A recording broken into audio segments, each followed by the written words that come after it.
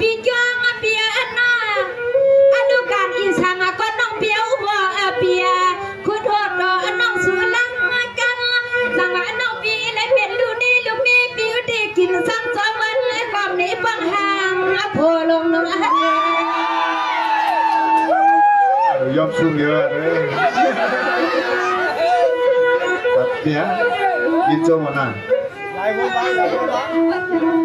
สวัสดีคำสั่งเปียนาบ้านลมนมหวานเสียงน้องเขาดีดีน้องมากกว่านาเปียนาเห็นเจ้าคำมาพอโดนน้องเขาดีน้องเปียเศร้าใครไม่ก็ไม่แลเปียนาน้องใครกันข้ากันน้องเขาดีฮัดดีปีนั่งก็ให้มันสู้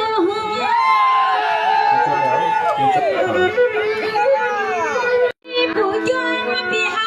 ข้าจะงอมาได้ปีปากมาว่าห่างกันว่าอันนี้คำกูเปลี่ยนเปลี่ยนเศร้าเสียงน้องเฮานั่งเชและยินปีเฮาขอคิดละคอยน้อยโดนใส่น้องยิงปีปอดโดนเป็นกามปีเป็น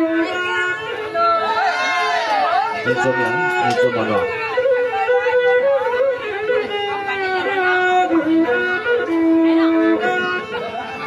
สวัสดี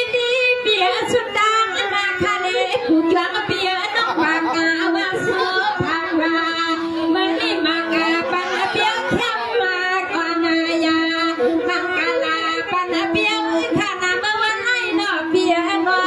สองปีนาทวามเอาผู้การมากา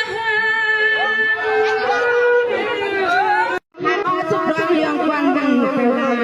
ซึ่งให้มันกินให้ใส่นอเปียน